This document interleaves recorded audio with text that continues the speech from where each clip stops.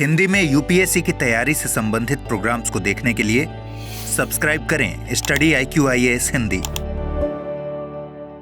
नमस्कार, study IQ IAS Hindi में आप सभी लोगों का बहुत बहुत स्वागत है। मेरा नाम है विरत दुबे और आज मैं आप लोगों के साथ में डिस्कशन करूंगा आपकी उस बेसिक समस्या को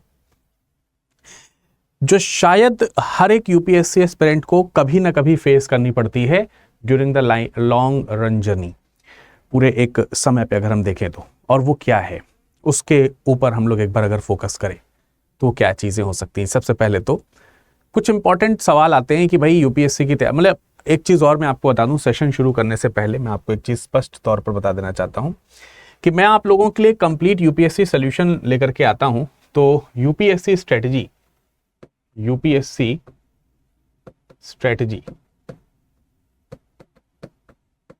ये आप सर्च करिएगा यूट्यूब में, UPSC strategy with Virat sir.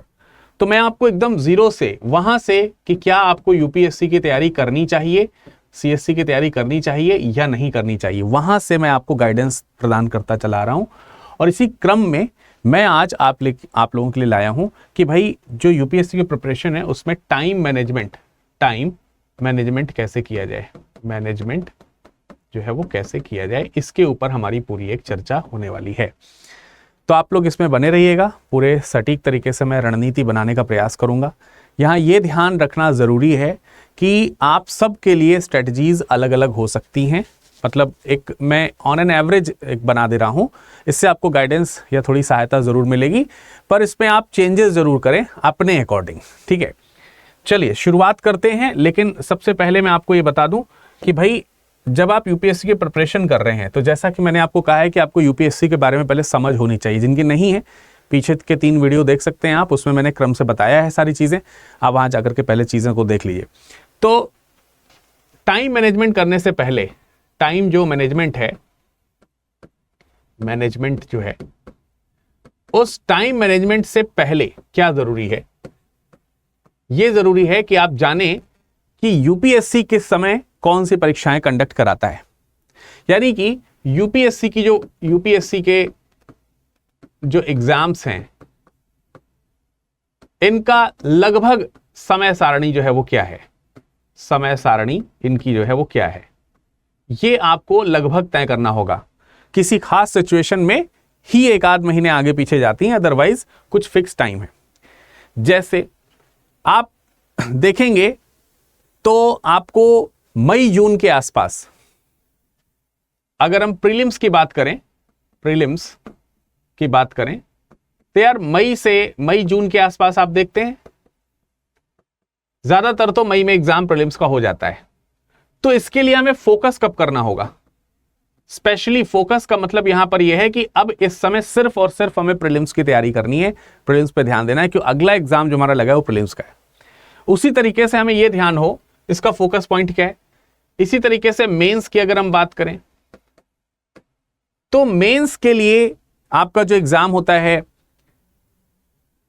वो सितंबर अक्टूबर के आसपास होता है। तो अगर आप सितंबर अक्टूबर के आसपास जा रहे हैं, सितंबर अक्टूबर के आसपास जा रहे हैं, तो इस पर फोकस हमें कब से करना होगा, यह हमारे फोकस पॉइंट में कब आना चाहिए। और अगर आप इंटरव्यू की बात कर रहे हैं,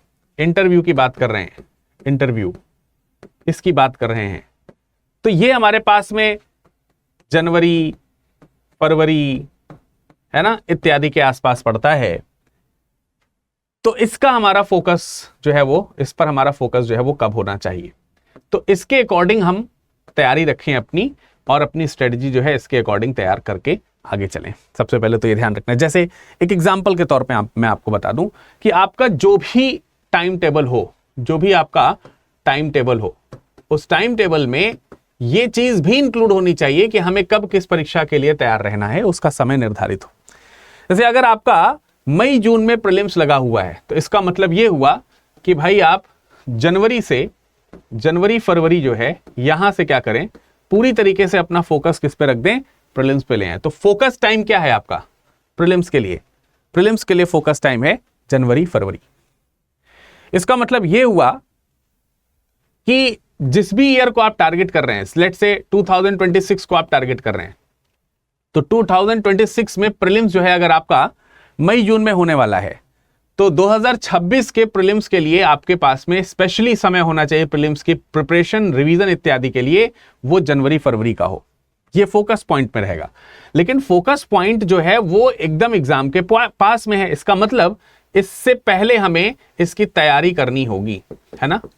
इसका मतलब ये हुआ कि जनवरी फरवरी से पहले हम अपना एक ऐसा शेड्यूल बनाएं कि जनवरी फरवरी से पहले जो फोकस पॉइंट है प्रीलिम्स का, उससे पहले हमारा प्रीलिम्स पूरा जो है वो क्या हो जाए, कंप्लीट हो जाए।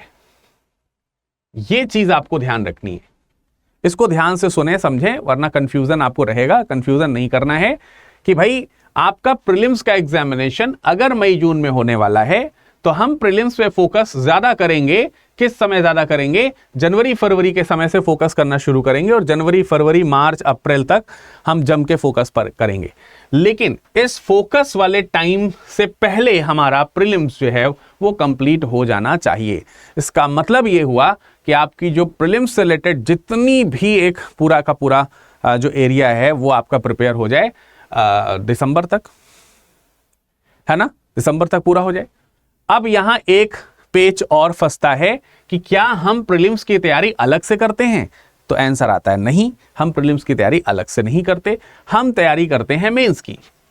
इसका मतलब यह हुआ कि प्रीलिम्स और मेंस की तैयारी हमें कब तक साथ लेकर के चलनी है? दिसंबर तक साथ लेकर के चलनी है। जब से भी आप शुरू कर रहे हैं दिसंबर तक प्रीलिम्स और मेंस की तैयारी शुरू करें। जैसे अगर मैं कहूं कि भाई ये जुलाई चल रहा है और 2026 का आप टारगेट किए हुए हैं, तो जुलाई, अगस्त, सितंबर, अक्टूबर, नवंबर, दिसंबर, तो जुलाई आधा निकल चुका है, अगस्त, सितंबर, अक्टूबर, नवंबर, दिसंबर, जनवरी, तो आप मतलब जो है लगभग 6 माह जो है अभी क्या कर सकते हैं, आप प्रीलिम्स और मेंस की तैयारी एक साथ कर सकते हैं, लगभग 6 माह। लेकिन 6 माह के बाद आपने जो कुछ भी मेंस के लिए पढ़ा है, अगर वो सफिशिएंट आपको लगता है तो आप प्रीलिम्स का अटेम्प्ट दें, और अटेम्प्ट अगर प्रीलिम्स का देना है तो फिर अब 6 माह बाद मेंस की तैयारी को छोड़ करके सिर्फ प्रीलिम्स ओरिएंटेड तैयारी जो है वो यहां पर कर डालें। ये है स्ट्रेटजी। सेम इसी तरीके से मेंस के लिए होगा, सेम इसी तरीके से इंटरव्यू के लिए होगा। अब ये सब चीजें जो होंगी, ये सब चीजें आपको सेट करनी होंगी अपने टाइम पर। तो इसके लिए आपको बनाना होगा टाइम टेबल। क्या बनाना होगा? Time table. लेकिन भाई टाइम टेबल जो है जो मैं यहां पर बना के दूंगा, कोई तो जरूरी नहीं है कि वो सबके लिए हो। जैसे अगर मैं लिख दूं कि भैया आप सब लोगों को सुबह 5 बजे उठ जाना है, तो यार ये जो आदेश है ना, या ये जो निर्देश है, ये सभी के लिए मतलब न्यायोचित नहीं होगा, क्योंकि सब लोग तो 5 बजे नहीं उठ सकते, या फिर कई कंडीशंस होती है इसमें मजबूरी। अब से मान लेते किसी की, बहुत सारे लोग ड्यूटी भी करते हैं यार, तो उनकी तो हो सकता है नाइट शिफ्ट हो, तब वो क्या करेंगे, 5 बजे कैसे उठ जाएंगे सो। तो आपको ये अपने अकॉर्डिंग बनाना है, ये मेरे अकॉर्डिंग नहीं बनाना है। लेकिन फिर भी एक हम आइडियल, जो एक आदर्श सारणी हो सकती है, उसको अगर हम देखें तो भाई आप 5 बजे उठ जाइए, जो भी आपके नित्य जो कर्म है वो सब 1 घंटे के अंदर पूर्ण कर लीजिए। थोड़ा बहुत मेडिटेशन का समय मैं जरूर आपसे कहूंगा कि मेडिटेशन जो है उस मेडिटेशन का समय निकालें। ये मैं जरूर कहूंगा कि आप अपने दिन की शुरुआत जो है वो मेडिटेशन के साथ करें। ये मैं आपसे जरूर कहना चाहूंगा। उसमें थोड़ा बहुत 15-20 मिनट का थोड़ा सा योग, व्यायाम, कुछ इस तरीके की चीजें, मेडिटेशन जैसी चीजें हो। और इसके बाद जब आपका रिलैक्स का समय हो, जब आप रिलैक्स कर रहे हो इन सब चीजों के बाद, तब उस समय आपसे मैं कहूंगा कि उस रिलैक्स के टाइम पे आपके हाथ में मोबाइल ना हो, उस समय आपके हाथ में मोबाइल ना हो, बल्कि इसकी जगह पर न्यूज़पेपर हो। ये ज्यादा बेहतर हो सकता है। और मैं फिर बता रहा हूं कि ये सबके लिए एक जैसा नहीं है, जो इसे कर सकते हैं वो ज्यादा अच्छी बात है।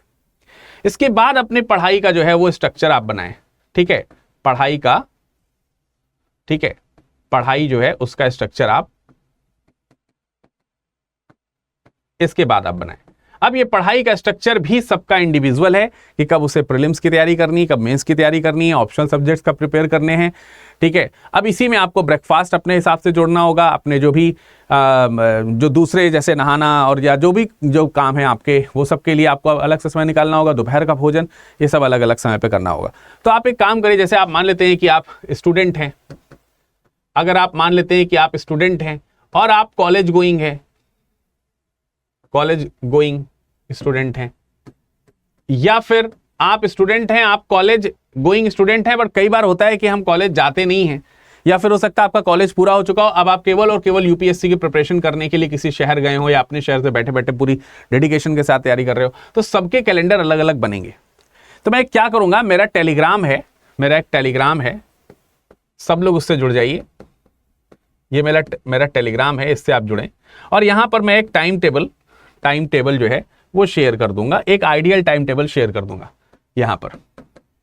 और मेरा जो टेलीग्राम है उसका नाम है VIRADLIVE, ये मेरा टेलीग्राम है, आप इससे जुड़ जाइए। तो मैं वहां पर एक जो है वो शेयर कर दूंगा टाइम टेबल, आप उस टाइम टेबल को एक बार देख सकते हैं, मैं उसको शेयर कर दूंगा। आप सिंपली विरद नाम से खोजिए, विरद नाम से इसको खोज सकते हैं, विरद लाइव नाम से खोज सकते हैं, या विरद दुबे 01 VIRADDUBEY 01 इस नाम से खोज सकते हैं। किसी भी नाम से खोजेंगे तो हम यहां पर मिल जाएंगे इसी टेलीग्राम पर, तो आप जुड़ जाइएगा, ठीक है। तो एक तो ये हो सकता है। अब कुछ इसके अलावा, टाइम टेबल तो हो गया, टाइम टेबल के अलावा भी कुछ चीजें आपको जरूरी होंगी, उसके बारे में मैं बताऊंगा। लेकिन मैं आपको एक छोटी सी इन्फॉर्मेशन दे दूं, जो हमारे रेगुलर व्यूअर जानते हैं कि मैं एक खास प्रोग्राम लाता हूं शख्सियत, और इस बार शख्सियत में हम कवर करने वाले हैं जयप्रकाश नारायण को। शायद कल या परसों तक ये आपके पास में आ जाएगा वीडियो। इसके अलावा रोज सुबह 11 बजे, ठीक है, ध्यान रखें, सुबह 11 बजे ये आपका लाइव सेशन होता है, रोज हो रहा है, 2-3 सेशन हो चुके हैं। वर्ल्ड हिस्ट्री के, विश्व इतिहास हम पढ़ रहे हैं, और इस बार हम इसमें मार्टिन लूथर के बारे में जानने वाले हैं, उनका धर्म सुधार में क्या योगदान है। तो कल सुबह 11 बजे लाइव जरूर जुड़िए। चलिए, मैं आपको आगे कुछ चीजें बता देना चाहता हूं, जैसे दोस्तों समझो, ये टाइम टेबल के अलावा क्या चीज आपके लिए बहुत जरूरी है। एक चीज है टाइम ब्लॉकिंग, जिसको हम कहते हैं टाइम ब्लॉकिंग, ये बहुत जरूरी है। टाइम ब्लॉकिंग इसलिए जरूरी है बेटे कि आपका बहुत सारी चीजें हैं जिसमें टाइम वेस्ट होता है, टाइम किल होता है, हम जैसे कह सकते हैं। जहां पर आपका टाइम किल हो रहा है, उस टाइम किल होने वाले समय को थोड़ा सा बचाइए और उसको यहां पर लेकर के यूज करिए और उसको अपनी पढ़ाई में लेकर के आइए। जैसे अपना जो फोकस जो है वो थोड़ा सोशल मीडिया जो है उससे थोड़ी दूरी बनाएं, इसका आपको ध्यान रखना है, यह बहुत जरूरी है। इस जाल में लोग फंसते चले जा रहे हैं। मोबाइल से और सोशल मीडिया से आपको दूरी बनाना जरूरी है। सिर्फ अगर आप इसका पढ़ाई के लिए इस्तेमाल कर रहे हैं तो फिर ठीक है। मनोरंजन के लिए कितना इस्तेमाल करना है, मनोरंजन के लिए भी करें, लेकिन बहुत ही सीमित इस्तेमाल करें। अगर नहीं कर पाएंगे तो फिर आपका टाइम वेस्ट होगा और आपको पता भी नहीं चल पाएगा।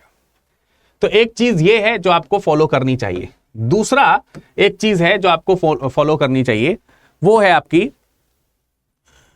Pomodoro technique. पोमोडोरो तकनीकी का इस्तेमाल करें। ये तकनीकी क्या है ये भी मैं आपको बता दूं। अब ये टर्म जो है बहुत ज्यादा चल रहा है, इसलिए इसका इस्तेमाल मैं बोल रहा हूं। पोमोडोरो टेक्निक का मतलब ये कि आपका जो भी टाइम टेबल जो रहे, उस टाइम टेबल में ब्रेक टाइम होना चाहिए, ब्रेक टाइम। और ये ब्रेक टाइम क्या है कि जैसे आपकी 1 घंटे की क्लास है, 1 घंटे या 45 मिनट बाद आप जो है तकरीबन 5 मिनट का क्या लें, 5 मिनट का ब्रेक। ये ब्रेक अगर आप लेते हैं 5 मिनट का तो रीहील होता है आप एक तरीके से, और दोबारा से पढ़ाई में आपका मन लगने लगता है। तो मतलब अगर आप ऐसे समझ लीजिए, मोटे मोटे तौर पर सीधे करें कि भाई आप 1 घंटे की पढ़ाई कर रहे हो, 60 मिनट की पढ़ाई हो गई, तो 60 मिनट की पढ़ाई को ब्रेक करें। कैसे ब्रेक करें? 50 मिनट प्लस 10 मिनट, ऐसे करके आप ब्रेक लीजिए। 3 घंटे के पढ़ाई में हर 1 घंटे के बाद 10 मिनट का ब्रेक लीजिए, यानी कि टोटल आधे घंटे। तो आपको वो पढ़ाई बोरिंग महसूस नहीं कराएगी, वो बहुत अच्छे से पढ़ाई होगी वहां पर। ठीक है, ये चीज आप यहां पर ध्यान रखें। और अपना तीसरा पॉइंट यहां पर ध्यान रखना है आपको कि जो भी टाइम टेबल आप बनाएं उसमें रिवीजन इसका समय आपको रखना होगा। रिवीजन का स्लॉट रखना जरूरी है, जिसमें आप एक्टिवली क्या करें, रिकॉल कर सकें। चीजें जो आपने पढ़ी हैं उसको आप रिवीजन के माध्यम से क्या कर सकें, रिकॉल कर सकें। ऐसा अपना कुछ टाइम ब्लॉकिंग वाला सिस्टम जो है वो बना के रखिए, वो आपके लिए बहुत बहुत ज्यादा हेल्पफुल होगा। रिवीजन की अगर हम बात करें तो रिवीजन पे थोड़ा ज्यादा फोकस करना है। रिवीजन पे फोकस करते समय आपको मैं कहूंगा 3 R का वो फॉलो करें, R R R, revision revision and revision. पहला रिवीजन होना चाहिए डेली। डेली रिवीजन का मतलब यह है रोज आप जो है रिवीजन करें, अर्थात जो भी आपने पढ़ा, जैसे आप जब हम लोग का बैच परचेज करते हैं तो सपोज दैट उसमें एक कोई सब्जेक्ट पढ़ाया जा रहा है, सब्जेक्ट पढ़ाया जा रहा है हिस्ट्री, हिस्ट्री में कोई टॉपिक पढ़ाया गया और टॉपिक जो पढ़ाया गया उसका उसी दिन रिवीजन होना जरूरी है। ये होता है डेली रिवीजन। जिस दिन आप पढ़ रहे हैं उसका रिवीजन उसी दिन करें। आज पढ़ा सुबह से शाम तक और रात में सोने से पहले उसको एक बार रिवाइज कर लें। दूसरा रिवीजन है आपका, आप इसको वीकली रिवीजन कह लें या 15 डेज रिवीजन कह लें, एक ही बात है। वैसे वीकली रिवीजन थोड़ा सा ज्यादा अच्छा सही रहेगा। तो जो आपने जो कुछ भी टॉपिक्स एक हफ्ते में या 15 दिन में पढ़े हैं उनका यहां पर रिवीजन होगा। और ये वाला जो रिवीजन है ये है बेटा मंथली रिवीजन। मंथली रिवीजन मासिक, ठीक है। मासिक आपको क्या करना है, ये पाक्षिक है और ये दैनिक है। इस तरीके से आपको रिवीजन करना होना चाहिए। रिवीजन के गोल सेट करना बहुत जरूरी है, अगर नहीं करेंगे तो सब भूलते जाएंगे, ठीक है। मंथली रिवीजन में कुछ आप ऐसा कर सकते हैं कि जो आपने एक माह, जनरली एक माह में कई बार एक सब्जेक्ट तैयार हो जाता है, तो आपने जो भी सब्जेक्ट कंप्लीट किया है, सब्जेक्ट जो भी कंप्लीट किया है उस सब्जेक्ट का मॉक टेस्ट लगाएं। मॉक टेस्ट, ठीक है। वो मॉक टेस्ट अगर आप लगाते हो तो आपको पता चल जाएगा कि भाई रिवीजन हमारा कैसा चल रहा है। ये चीज आप बहुत ध्यान रखें। तो ओवरऑल मैं आपको इसके लिए कहूंगा कि आपका जो टाइम होना चाहिए, टोटल आप जो टाइम बनाते हैं उसमें भाई रिवीजन तो तभी करोगे जब आप पढ़ोगे। तो आप ऐसा समझिए कि जब आपका पढ़ाई के लिए जो समय होना चाहिए वो टोटल टाइम टेबल का 60% आप जो है वो इस्तेमाल करें पढ़ाई के लिए। ये आप ध्यान रखें। और साथ ही साथ इसी पढ़ाई का रिवीजन करें। तो जो भी आप टाइम टेबल बनाए उस टाइम टेबल में 20% टाइम जो है वो आपका किसका होना चाहिए, रिवीजन का होना चाहिए। और 20% टाइम जो है वो मॉक टेस्ट का होना चाहिए। Mock test 20%। तो आपको क्या होगा, बहुत ज्यादा सहायता मिलेगी कि आपका जो टाइम टेबल है वो बिल्कुल आपके अकॉर्डिंग चल रहा है। भाई आपको पता है कि हमने कितना समय टोटल पढ़ाई के लिए देना है अपने हिसाब से। तो जो भी आपने समय दिया है उस समय को इन 3 हिस्सों में ब्रेक जरूर करें। मतलब सपोज दैट आपने 100 घंटे पढ़ने हैं, 100 घंटे पढ़ने हैं, तो 100 घंटे में हमको 40 घंटे पढ़ाई करनी है, यानी कि नया चीज पढ़ना है। और जो पढ़ाई की है उसमें से 20 घंटे हमें रिवीजन के लिए और 20 घंटे मॉक टेस्ट के लिए निकालने हैं। ऐसे अगर आप बनाएंगे तो कंप्लीट हो जाएगा। मतलब ठीक है, 5-10 घंटे आगे पीछे कर सकते हैं। अब कई सारे लोग क्या करते हैं, किसी पर्टिकुलर सब्जेक्ट को लेकर के ज्यादा फोकस करते हैं। किसी एक विषय पर अधिक फोकस ना करें। कुछ सब्जेक्ट हैं ऐसा जिस पर लोग करते हैं ऐसा। जैसे उदाहरण के तौर पर बहुत सारे लोग करंट अफेयर्स को लेकर के इतना ज्यादा, कुछ लोग तो करंट अफेयर्स तैयार ही नहीं करते, वो एकदम लास्ट में तैयार करते हैं। ये भी गलत स्ट्रेटजी है। और कुछ लोग क्या है, डेली करंट अफेयर्स पढ़ेंगे लेकिन डेली दिन के एक बड़े हिस्से तक करंट अफेयर्स ही पढ़ते रहेंगे। करंट अफेयर्स डेली पढ़ना है, इसमें कोई दो राय नहीं है, लेकिन पूरे दिन करंट अफेयर्स ही नहीं पढ़ते रहना है भाई, ठीक है। मतलब एक ही विषय पे आपको अधिक फोकस नहीं करना है, सब पे बराबर समय देना है। और पढ़ाई में बहुत ज्यादा ब्रेक की जरूरत नहीं होनी चाहिए। अब जितनी देर से मैं आप चीजों आपको बोल रहा हूं उतनी देर से आपको समझ में आ रहा है कि सिर्फ पढ़ाई पढ़ाई और पढ़ाई। लेकिन मैं आपको बताऊं, पढ़ाई के अलावा ब्रेक का ध्यान रखें और सेहत के हिसाब से नींद का ध्यान रखें। कुछ लोग सोचते हैं कि ज्यादा पढ़ेंगे कम सोएंगे तो हम ज्यादा न्याय कर पाएंगे। ये बहुत गलत बात है। ये कोई 3 दिन बाद होने वाला एग्जाम नहीं है आपका, 3 माह बाद होने वाला एग्जाम नहीं है आपका, 1.5 साल लगते हैं इसमें। कब तक नहीं सोगे? अगर ज्यादा दिन तक आप कम सो रहे हैं तो दिक्कत है। अब एक हेल्दी अगर हम नींद की बात करें तो 6 से 7 घंटे की नींद आपको लेनी है।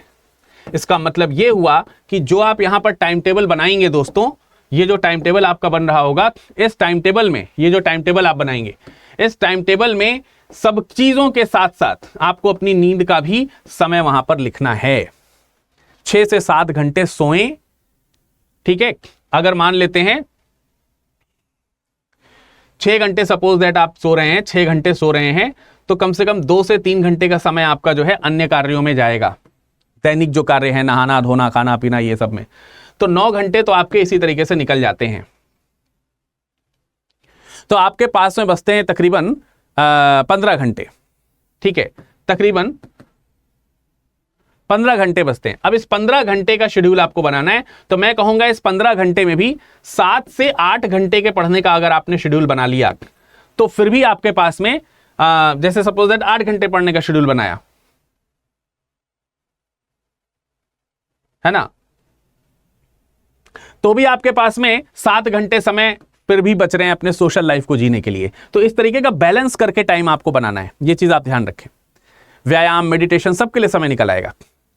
तो इन शॉर्ट में अगर आपसे कहूं कि भाई यूपीएससी की प्रिपरेशन अगर आप कर रहे हैं, यूपीएससी की प्रिपरेशन कर रहे हैं, यूपीएससी में सीएससी की तैयारी कर रहे हैं, सिविल सर्विसेज एग्जामिनेशन की तैयारी कर रहे हैं, तो आपको करना होगा स्मार्ट वर्क। क्या करना होगा? Smart work. स्मार्ट वर्क का मतलब यह है, स्मार्ट वर्क में हार्ड वर्क अलग है। हार्ड वर्क ठीक है, लेकिन हार्ड वर्क को स्मार्टली करना है आपको।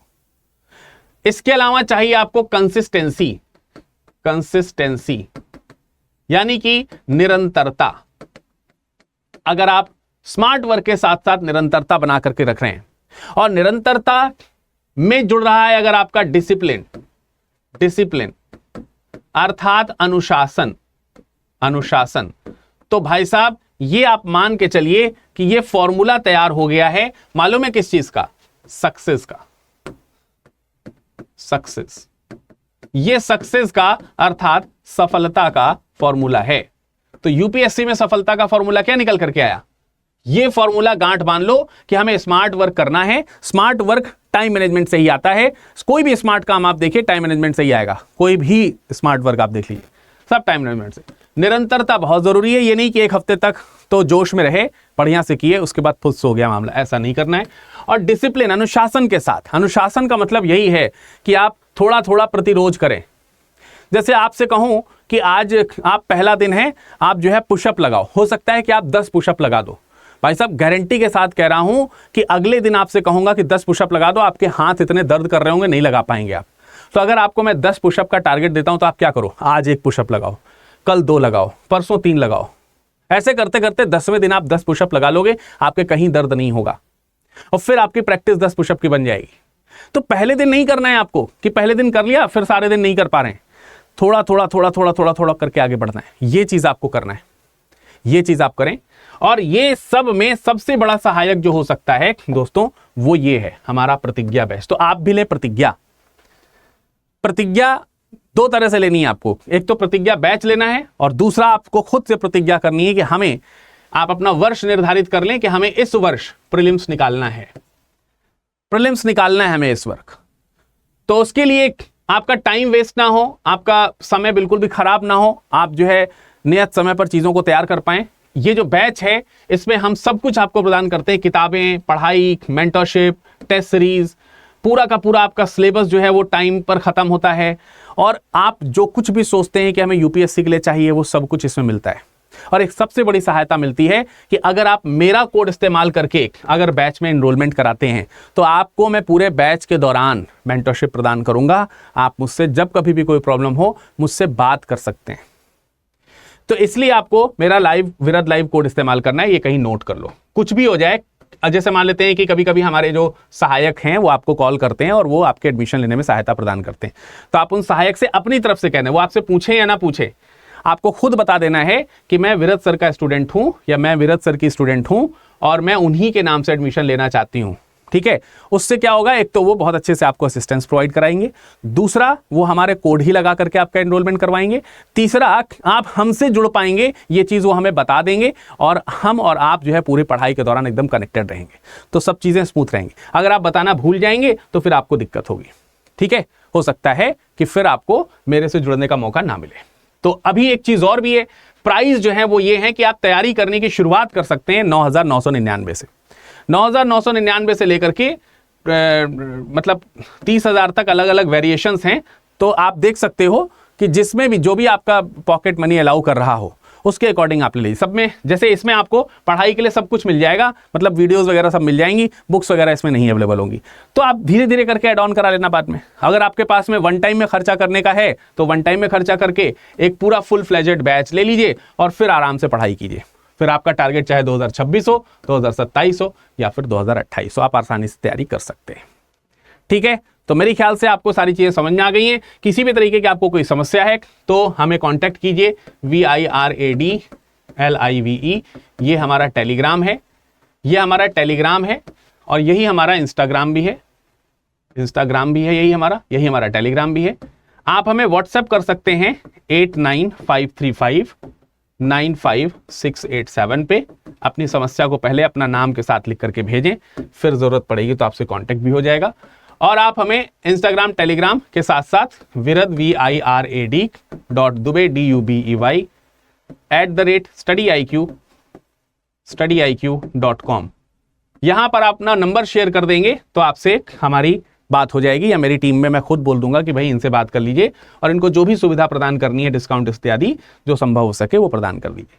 तो आप हमसे कांटेक्ट यहां पर कर सकते हैं। ठीक है, यहां पर अपना शेयर कर दीजिए नंबर।